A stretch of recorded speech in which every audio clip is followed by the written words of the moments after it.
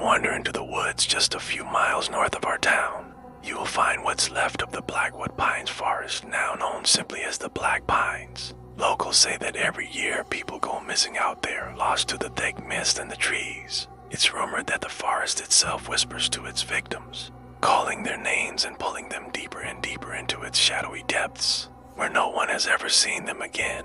Hi everyone, welcome to this channel. Tonight we're gonna look at another viewer submission. This one comes from a user who wishes to remain anonymous. They wrote, I recently made a short film for school that is a found footage style horror film. I had a lot of fun making it and I wanted to share it with you. Alright, let's watch The Whispering Forest. It's late autumn in rural Pennsylvania and 5 college friends are deep in the Blackwood Pine Forest, a place shrouded in mist and local legends. These 5 are filmmaking majors and they're currently working on a documentary about urban legends. They've already filmed segments on the Hookman and the Jersey Devil, but tonight they're going all in, spending the night in the forest to see if they can capture evidence of its paranormal activity. The forest really is creepy. Mist hangs heavy in the air, swirling around gnarled trees. Dead leaves crunch underfoot and the wind moans like a banshee through the barren branches overhead. There's something very Lovecraftian about the imagery so far. I like it. The 5 filmmakers introduce themselves. We've got Kayla, the skeptic. She doesn't believe in ghosts or the paranormal. Josh, the sensitive one. He's the one who wants to leave after hearing strange noises. Sarah, the level-headed one who tries to keep everyone calm. Mike, the class clown who makes jokes to lighten the mood. And finally, Rob, the wannabe ghost hunter who's armed with an EMF reader and a camcorder. Alright, let's do this as they trek deeper into the woods. The trees grow thicker and the light begins to fade. Eventually, they reach a clearing where they decide to pitch their tent and settle in for the night. First things first, though, they need to get a fire started. Bob sets about collecting some wood while the others work on their campfire. Soon enough, their small fire is roaring and the flames crackle merrily. They laugh and make small talk as they record their surroundings. This is typical found footage fare, getting to know the characters and their personalities before the scares start ramping up. Good job. So far, with the fire going and their cameras rolling, the group decides to play a game. Each person stands up and shares a scary story while the rest of the group sits in a circle around the fire listening intently. When it's Mike's turn, he tells the tale of 2 lovers who died tragically in a car crash on their way to a cabin in the woods. They were never seen again.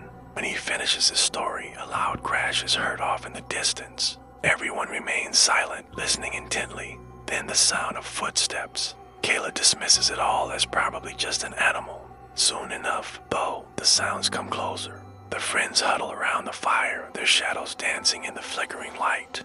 Then a twig snaps. Their eyes dart to the tree line where dark figures seem to be taking shape. Time for some jump scares. The camera shakes violently as the friends scream and run in terror. They scatter in different directions. Now we hear the voices. The friends call out for each other, their voices echoing in the darkness. But there's no reply except for the whispering voices growing louder by the second. Suddenly, the camera falls to the ground with a thud. We hear a struggle, then silence. Camera lens focuses on a pair of feet running through the underbrush. Then it's nothing but darkness. Camera is lying on the forest floor, its batteries long dead.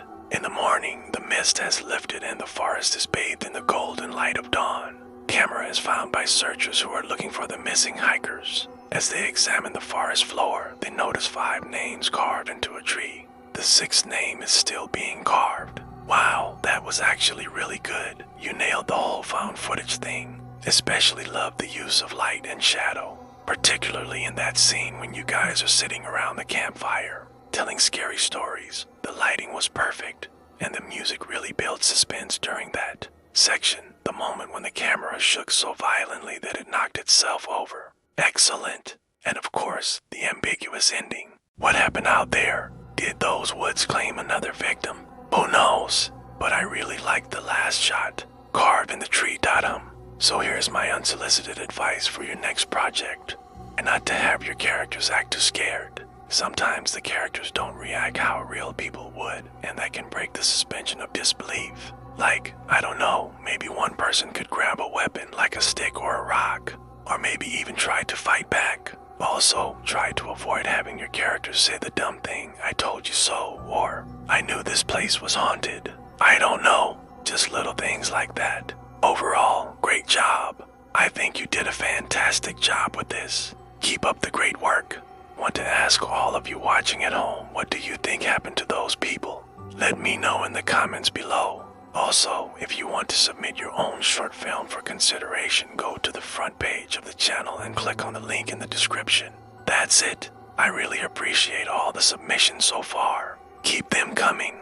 While you're down there, don't forget to hit that subscribe button and ring the bell to join the 700,000 other subscribers here. I'd also like to take a moment to say a special thank you to our supporters who helped make videos like this possible. And with that, it's time to wrap things up. Thanks so much for watching. Be sure to tune in next week for another all-new creepypasta. Until then, remember, John shot first,